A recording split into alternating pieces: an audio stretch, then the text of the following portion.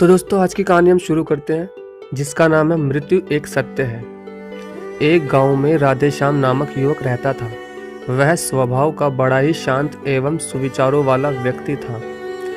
उसका छोटा सा परिवार था, जिसमें उसके माता पिता, पत्नी और 2 बच्चे थे। सभी से वो बेहद प्यार करता था।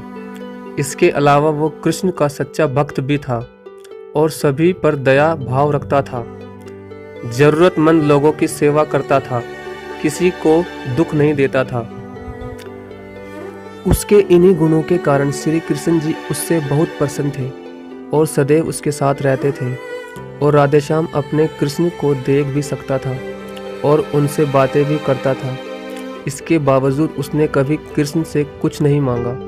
वह इसलिए ज़्यादा खुश रहता था क्योंकि कृष्ण हमेशा उसके साथ रहते थे और उसे मार्गदर्शन करते थे। राधेश्याम भी कृष्ण को अपने मित्र की तरह ही पुकारता था और उनसे अपने सभी विचारों को बांटता था। एक दिन राधेश्याम के पिता की तबीयत अचानक खराब हो गई। उन्हें अस्पताल में भर्ती किया गया। उसने सभी डॉक्टरों के हाथ जोड़े, अपने पिता को बचाने की मिन्नतें की, लेकिन डॉक्टर ने उससे कहा कि वो ज़्यादा उम्मीद नहीं दे सकते और उसे भगवान पर भरोसा रखने को कहा। तभी राधेश्याम को कृष्ण का ख्याल आया और उसने अपने कृष्ण को पुकारा और कृष्ण राधेश्याम की पुकार सुनते ही दौड़े चले आए। और राधेश्याम ने कहा, मित्र तुम तो भगवान हो, मेरे पिता को बचा लो। कृष्ण ने कहा, मित्र ये मेरे हाथों में नहीं है, अगर मृत्यु का समय होगा तो होना तय है। इस बात पर राधेश्याम नाराज हो गया और कृष्ण से लड़ने लगा। गुस्से में उन्हें कोसने लगा। कृष्ण ने उसे बहुत समझाया पर उसने एक न सुनी। तब भगवान कृष्ण ने उससे कहा, मित्र मैं तुम्हारी मदद कर सकता हूँ, लेकिन इसके लिए तुम्हें एक कार्य करना होगा। राधेश्याम ने तुरंत पूछा, कैसा कार्य? कृष्ण ने कहा, तुम्हें किसी एक घर से मुट्ठी भर ज्वार लानी होगी और ध्यान रखना होगा कि उस परिवार में कभी किसी की मृत्यु न हुई हो। राधेश्याम झट से हाँ बोलकर उस घर की तलाश में निकल गया। उसने कई दरवाजे खटखटाए।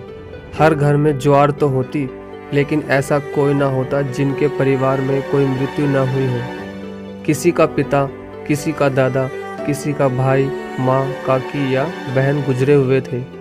2 दिन तक भटकने के बाद भी राधेश्याम को ऐसा एक भी घर नहीं मिला जिसमें किसी की मृत्यु न हुई हो।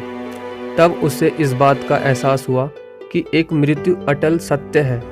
इसका सामना सभी को करना होता है, इससे कोई नहीं भाग सकता। और वो अपने इस व्यवहार के लिए कृष्ण से क्षमा मांगता है और निर्णय लेता है कि जब तक उसके पिता जीवित हैं उनकी सेवा करेगा। थोड़े दिनों बाद राधेश्याम के पिता स्वर्ग सिधार जाते हैं। उसे दुख तो होता है, लेकिन कृष्ण की दी उस सीख के कारण उसका मन शांत रहता है। दोस्तों इसी प्रकार हम सभी को इस सच को स्वीकार करना चाहिए, क्योंकि मृत्यु एक अटल सत्य है। उसे नकारना मूर्खता है। दुख होता है, लेकिन उसमें फंस जाना गलत है, क्योंकि केवल आप ही उस दुख से पीड़ित नहीं हैं, अपितु संपूर्ण संसार के मानव जाति उस दुख से रूबरू होती है। ऐसे सच को स्वीकार कर आगे बढ़ना ही जीवन है। कई बार हम अपने किसी खास के चले जाने से इतने बेबस हो जाते हैं कि सामने खड़ा जीवन और उससे जुड़े लोग हमें दिखाई ही नहीं पड़ते।